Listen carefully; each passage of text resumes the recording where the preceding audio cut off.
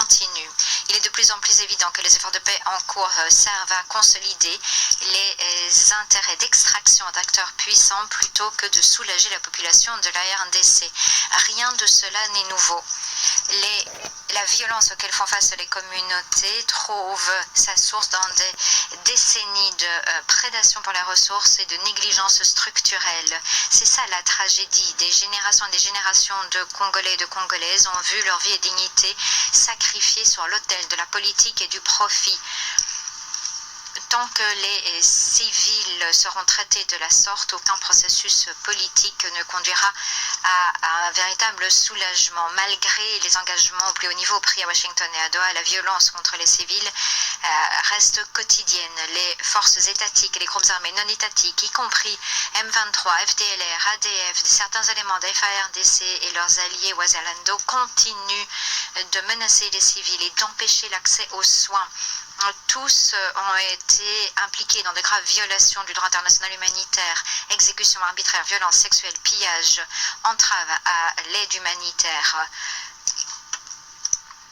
Le tribut est absolument catastrophique. À Binza, les patients de MSF décrivent comment des hommes ont été tués dans les champs, les femmes, les enfants, tués le long des fleuves. Leur corps dérivait dans le fleuve et il y a encore de nombreux massacres dont il a été fait état au nord Kivu. Plusieurs de nos patients ont affirmé que ces attaques avaient été menées par les membres du M23.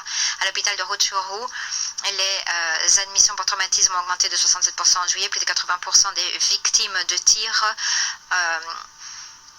qui ont été accueillis dans les centres de MSF en juillet en août étaient des civils. En Ituri, en l'espace d'un an, nous avons procédé à plus de 1500 opérations pour traumatisme dans un seul hôpital. La plupart étaient des blessures en lien avec le conflit. Les installations médicales et le personnel médical n'ont pas été épargnés. Les ambulances ont été arrêtées à bout portant. Des acteurs armés ont pris d'assaut les installations médicales et ont menacé, terrorisé les patients et le personnel. À Massissi, il y a 2 semaines, le centre de santé Kazinka, qui pourtant était clairement indiqué comme appartenant à MSF, a été pillé, détruit par une milice Ouazalendo. 3 collègues de MSF ont été tués cette année. Ces violations montrent l'incapacité extrême à protéger les civils. Monsieur le Président, les violences sexuelles à l'est de la RDC constituent une urgence qui existe de longue date et qui fait payer un lourd tribut aux communautés depuis des décennies et qui se prolonge à une échelle inimaginable. Les 6 premiers mois de cette année, rien que les 6 premiers mois, près de 28 000 rescapés ont obtenu des soins dans les installations du MSF à l'est de la RDC. C'est environ 155 rescapés chaque jour pendant 6 mois. 3 attaques sur 4 sont perpétrées par des individus armés. Des attaques qui surviennent dans les champs, sur les routes, au point d'eau, à l'intérieur même des foyers. Trop de rescapés arrivent trop tard pour être soignés et certains n'arrivent même pas dans nos installations. Les articles médicaux essentiels s'amenuisent. Au nord et au sud de Kivu, la moitié des zones de santé n'ont pas suffisamment de moyens de prophylaxie après une exposition et les survivants n'ont pas accès aux soins pour prévenir des infections ou éviter des grossesses non désirées et limiter les dégâts sur le long terme. La normalisation des violences sexuelles sont le reflet d'un effondrement de la protection communautaire et une absence presque complète de responsabilisation. Et les femmes et les filles nous disent que non seulement elles craignent les violences sexuelles, mais même qu'elles s'y attendent. Monsieur le Président, le système sanitaire s'effondre sous le coup de la violence, de la négligence chronique, des déplacements de masse, des réductions de l'aide et de l'administration parallèle émergente. Dans certaines zones, près de 80% des installations font face à des pénuries de médicaments. 40% du personnel sanitaire a quitté ses fonctions et plus de la moitié des installations, selon nos évaluations, ont été fermées ou endommagées. Les conséquences sont mortifères. À Walikale, les morts d'enfants mal nourris arrivant dans les 24 à 48 heures après l'admission ont augmenté de 89 à 309% par rapport à l'année dernière. Les familles arrivent trop tard, retardées par l'insécurité, le coût élevé, l'absence de soins. Les soins de santé, de prévention se sont morcelés, les campagnes de vaccination ont été perturbées, ce qui a conduit à une explosion des maladies infectieuses que l'on aurait pu prévenir. Les cas de choléra dépassent 38 000 et les morts ont doublé par rapport à l'année dernière. L'aérosol continue de se propager et une épidémie de paludisme de proportions inégalées est en cours alors qu'il n'y a ni outils diagnostiques ni traitement pour l'endiguer. Monsieur le Président, alors que les besoins explosent, l'espace réservé à l'aide humanitaire se rétrécit. Dans toute la RDC, tout l'est de la RDC, les acteurs étatiques et non étatiques imposent des restrictions indépendamment des besoins civils. L'aide cruciale est retardée, détournée, entravée. La fermeture des aéroports de Goma, Bukavu et l'incapacité de Kinshasa et du M23 à parvenir à un accord pour les rouvrir ont réduit les points d'entrée des articles et du personnel à l'est de la RDC et ralenti la circulation dans les Kivu. Il faut plus d'un mois pour atteindre Walikale en période des pluies. Les lignes de conflit qui évoluent ont signifie également que l'approvisionnement de Bukavu à Uvira requiert le passage de 4 frontières internationales à un coût 4 fois plus élevé que précédemment. L'accès humanitaire n'est pas facultatif, c'est une obligation juridique. Les aéroports doivent être rouverts et le passage le long des routes clés doit être garanti. L'approvisionnement médical et humanitaire doit pouvoir se faire sans entrave aucune. En plus de l'effondrement de la protection civile et de l'érosion de l'accès, les bailleurs de fonds principaux revoient à la baisse leur soutien et suppriment les services cruciaux alors que les besoins, eux, montent en flèche. Monsieur le Président, les engagements pris dans les capitales ne signifient rien dès lors qu'il n'y a pas de mesures concrètes prises sur le terrain. Nous lançons 3 appels. Premièrement, la protection civile doit être placée au cœur même de tout engagement politique et diplomatique.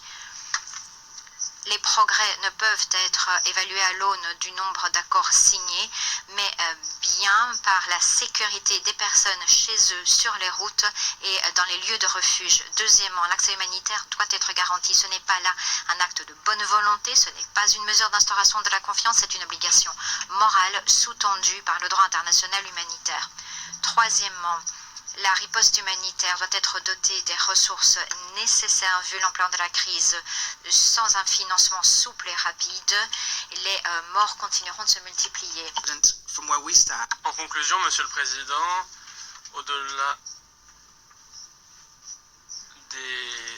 de notre point de vue, il n'y a pas de conséquences suffisantes. Les membres décrivent les violations pour les civils, mais ces violations continuent dans l'impunité. Pour les personnes qui vivent ce conflit, la question n'est pas de savoir si le Conseil comprend la réalité, mais de savoir pourquoi cela ne traduit pas à une protection effective. Et cet écart est regrettable. L'échec est profond. Si le Conseil ne peut pas intervenir alors que de nombreuses vies sont en jeu, alors la promesse de la protection civile devient une doctrine creuse qui n'intervient pas lorsque cela est nécessaire. Il ne faut pas de rhétorique ni d'architecture diplomatique aujourd'hui. Il nous faut une volonté pour rappeler que les civils ne sont pas des objets, que leurs droits à la sécurité et à la dignité ne sont pas négociables, pas en RDC et pas lorsque les civils sont menacés. Je vous remercie, Monsieur le Président. Je remercie M. Abdelmonem de sa présentation. Je donne la parole aux membres du Conseil qui souhaitent intervenir. Je donne la parole au représentant de la France. Merci, Monsieur le Président. Monsieur le Président, je remercie tout d'abord le secrétaire général adjoint pour les opérations de paix, M. Jean-Pierre Lacroix, ainsi que le président de Médecins sans frontières, M. le docteur Mohamed Javid Abdelmomen, pour leurs remarques extrêmement éclairantes. Je remercie également le représentant permanent de la Sierra Leone, M. Michael Kanou, pour son exposé au titre de la présidence du comité 1533 de sanctions sur la situation en République démocratique du Congo. Je salue enfin la présence de la ministre d'État, ministre des Affaires étrangères de la République démocratique du Congo, son Excellence Madame Thérèse Kayikwamba Wagner, ainsi que la présence des représentants du Rwanda et du Burundi. Nous nous réunissons alors que le M23, soutenu par les forces rwandaises de défense, a lancé une offensive sur Uvira cette semaine, quelques jours à peine après la signature de l'accord de Washington le 4 décembre. Cette situation ne peut qu'interpeller le Conseil au moment même où ses membres délibèrent sur le renouvellement du mandat de la MONUSCO. Et j'insisterai à ce point sur 3 messages. Tout d'abord, l'offensive du M23, soutenue par les forces rwandaises de défense, met en péril la stabilité régionale et compromet la sécurité des civils. La prise de la ville d'Uvira dans le sud Kivu, frontalière du Burundi, emporte des risques sérieux et imminents d'escalade régionale et menace directement la sécurité de pays frontaliers. Le recours à des drones suicides constitue une escalade préoccupante. Ces combats ont entraîné le déplacement forcé de dizaines de milliers de civils, dégradant encore la situation alors qu'il s'agit déjà dans cette zone de la 2e crise humanitaire la plus grave du monde. La communauté internationale s'est mobilisée pour venir en aide aux populations touchées par le conflit. Lors de la conférence de Paris le 30 octobre dernier, la France réaffirme l'urgence de protéger les populations civiles. La France exhorte le M23 à mettre un terme à son offensive et les forces rwandaises de défense à se retirer du territoire congolais en application de la résolution 2773 adoptée à l'unanimité par ce Conseil. Le M23 doit respecter ses engagements au titre de la déclaration de principe et de l'accord cadre de Doha. Deuxièmement, dans ce contexte, la France réaffirme sa confiance aux médiateurs. L'Union africaine, en particulier à travers les présidents de l'Angola et du Togo, les États-Unis et le Qatar emploient des efforts immenses pour un règlement durable du conflit, qui endeuille les populations des Grands Lacs et qui déstabilise gravement la région depuis des décennies. Plus que jamais, le soutien de l'ensemble des membres de ce Conseil à ces efforts de paix est requis. Nous devons collectivement réaffirmer l'exigence du respect du droit international humanitaire par l'ensemble des parties, ainsi que leurs obligations en matière de protection des civils. La résolution 2773 doit être pleinement appliquée et respectée par l'ensemble des acteurs, à commencer par son appel à un cessez-le-feu inconditionnel, effectif et vérifiable. Le respect de la souveraineté et de l'intégrité territoriale congolaise est non négociable. Les actions provocatrices ou les discours de haine mettant en péril la sécurité des civils doivent cesser. Les accords de Washington doivent être respectés. L'accord cadre de Doha doit être appliqué. Nous appelons à la poursuite des efforts de l'Union africaine. Les récents événements risquent de mettre un terme à un règlement politique durable du conflit. Troisième message. Nous ne devons pas laisser cette situation remettre en cause le mandat de la MONUSCO et les négociations en cours. Comme l'a rappelé le secrétaire général adjoint, la MONUSCO continue de jouer un rôle essentiel en matière de protection des civils et dans la perspective de du règlement du conflit. La France, en tant que porte-plume, a présenté un projet destiné à positionner la MONUSCO dans un rôle d'accompagnement de tous les efforts de paix. Cela comprend la question de la surveillance d'un cessez-le-feu, pour laquelle la MONUSCO dispose d'atouts évidents par la présence sur le terrain, son expertise, ses capacités et son impartialité. Les entraves imposées par le M23 à sa liberté d'action et à son approvisionnement en ressources de première nécessité sont inacceptables et doivent cesser.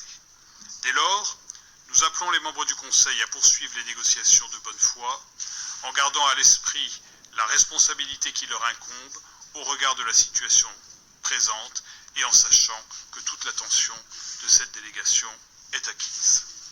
Monsieur le Président, les populations de l'Est de la République démocratique du Congo, les pays de la région et les contributeurs de troupes attendent du Conseil qu'il se montre à la hauteur de ses responsabilités au regard de l'urgence. Sachons répondre à cette attente pour la paix en République démocratique du Congo et dans la région. Je vous remercie. Je remercie le représentant de la France de son intervention. Je donne la parole à la Sierra Leone. Je vous remercie, Monsieur le Président. J'ai l'honneur de prononcer cette déclaration au nom des A3+, Algérie, Guyana, Somalie et mon pays, la Sierra Leone. Nous remercions le secrétaire général adjoint Jean-Pierre Lacroix et M. Javid Abdelmonem des informations fournies sur la situation sur le terrain. Nous saluons la participation des représentants de la RDC, Mme Wagner,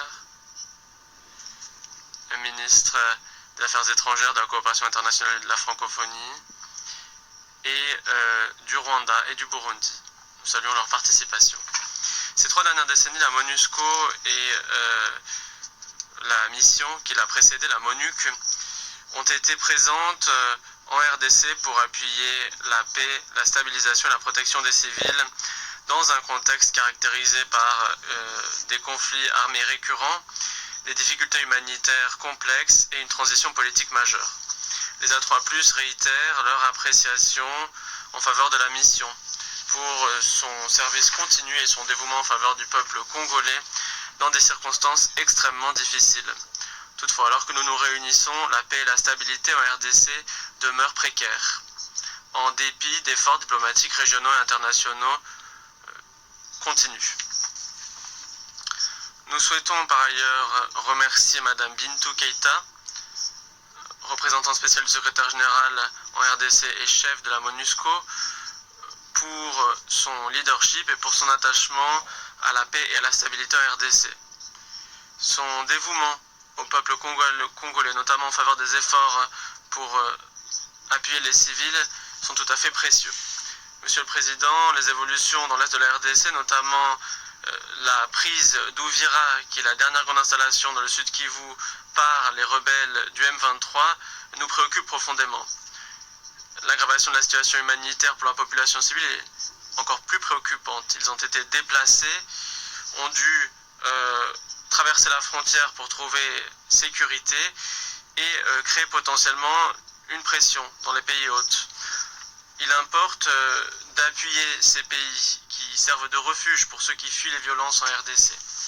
Les A3+, demeurent préoccupés par la situation humanitaire en RDC qui figure parmi les plus graves du monde depuis longtemps.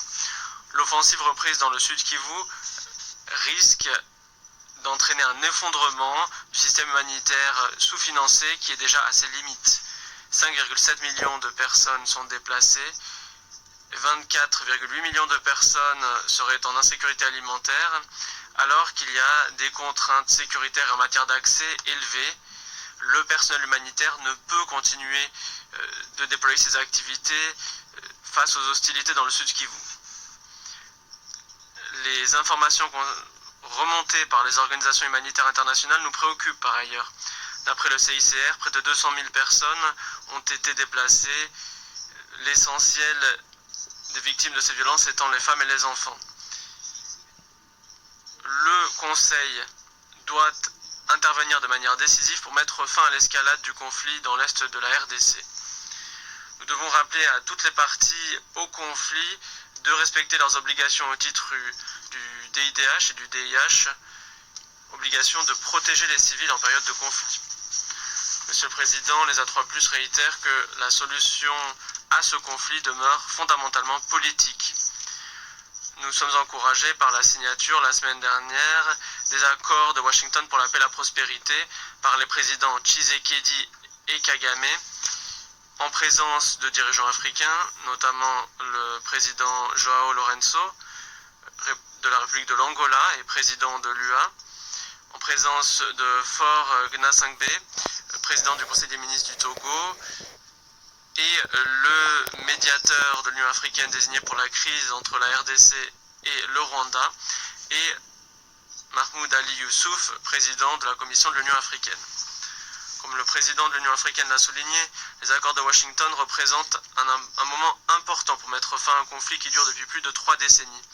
Un conflit entre frères, entre pays voisins, qui, pour différentes raisons, se battent depuis de nombreuses années avec des conséquences lourdes à la fois pour les populations et les économies de leur pays.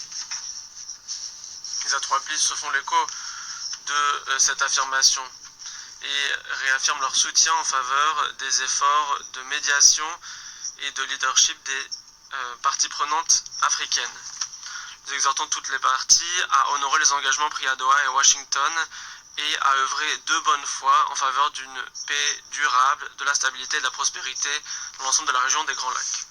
Monsieur le Président, la reprise de l'offensive dans le Sud Kivu intervient alors que le Conseil débat de l'avenir de la présence de la MONUSCO en RDC.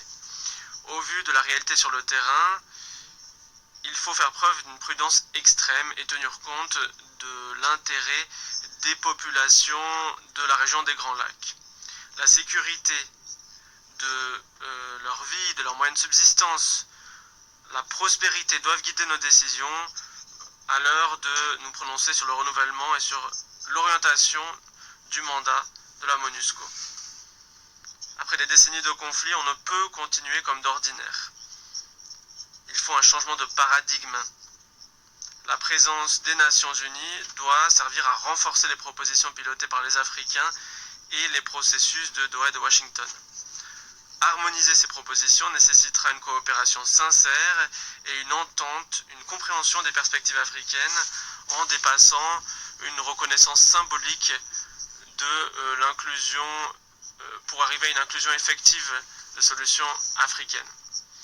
Pour conclure, les A3+, considèrent qu'en renouvelant le mandat de la MONUSCO, la mission doit être dotée de la souplesse opérationnelle nécessaire pour appuyer la mise en œuvre du mandat, non seulement pour protéger les civils, mais le cas échéant pour se déployer et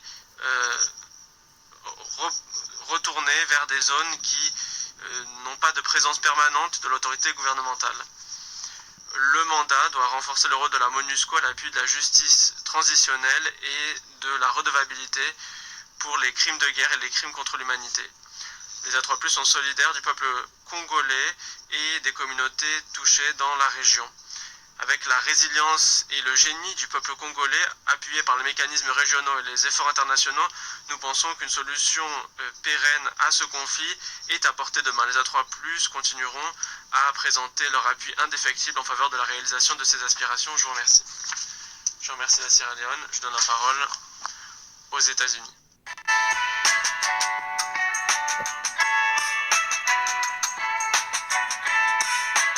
Monsieur le Président, je remercie les intervenants, chers collègues. Le président Trump, chers collègues, s'est félicité d'avoir réuni le président Tshisekedi et le président Kagame à Washington le 4 décembre pour la signature des accords de Washington et du cadre d'intégration économique régionale. Il s'agissait là d'un signal clair et d'un effort en faveur de la paix. Toutefois, les processus de paix nécessitent que les parties honorent leurs engagements au titre de ces processus. Les États-Unis sont profondément préoccupés et extrêmement déçus au vu de la reprise des violences dans l'est de la RDC. J'aimerais aujourd'hui vous présenter des informations supplémentaires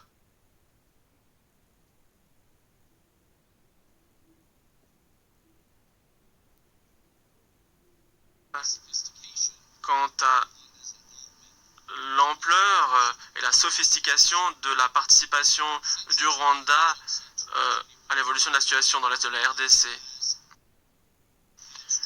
Depuis 2021, le Rwanda contrôle son intermédiaire, le M23, et l'aile politique du M23, l'AFC,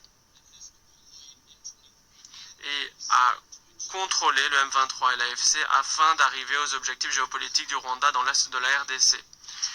Le président Kigali y a intimement participé à la planification et l'exécution de la guerre dans l'est de la RDC en apportant des instructions militaires et politiques depuis des années. Les forces de défense rwandaises ont reçu une aide matérielle en matière de logistique et de formation, ont fourni une aide au M23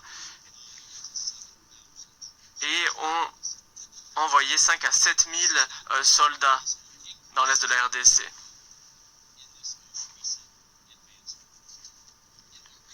Ces derniers mois, le Rwanda a déployé plusieurs missiles sol-air et des armes sophistiquées dans le nord et le sud Kivu afin d'aider le M23 dans son conflit face à la RDC. Le Rwanda et le M23 ont entamé leur offensive le week-end dernier afin de prendre Uvira avec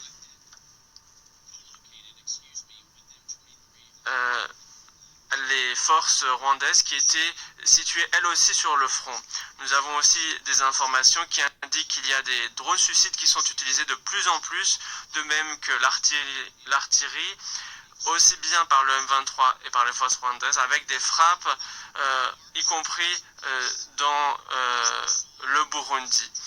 Alors, au lieu d'avancer vers la paix, comme nous l'avons vu avec les efforts du président Trump, le Rwanda mène la région vers une instabilité croissante et vers la guerre. Et au vu des engagements pris dans les accords de Washington, nous sommes préoccupés de ce que l'armée rwandaise, de par sa présence continue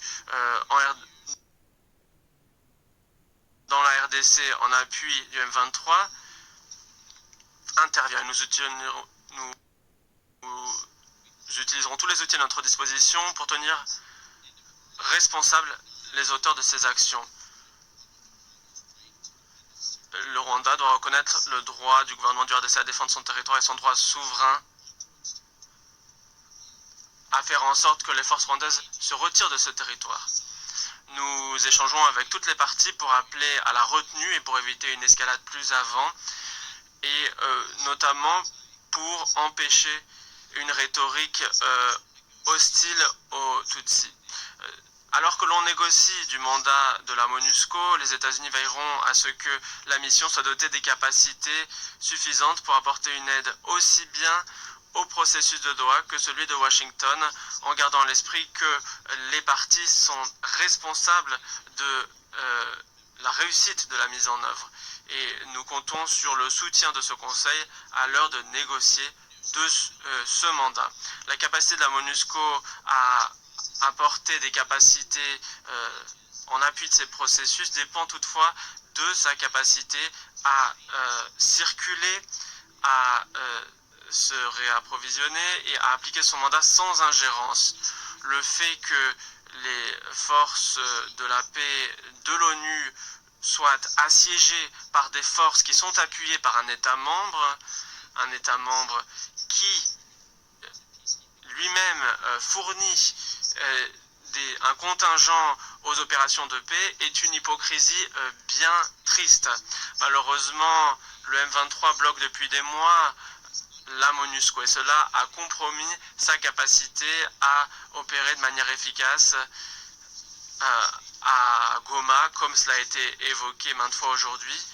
Et le Rwanda continue à déployer des missiles sol-air et à mener des opérations pour brouiller et leurrer les communications, ce qui a compromis le déploiement des opérations. Comment la MONUSCO peut intervenir, peut réussir dans ces conditions? Nous demandons une fin immédiate à ces obstructions qui sont une violation des obligations du Rwanda et du M23 au titre des accords de Doha et de Washington. Nous appuyons la MONUSCO et ses objectifs et la réalisation de ces accords historiques de manière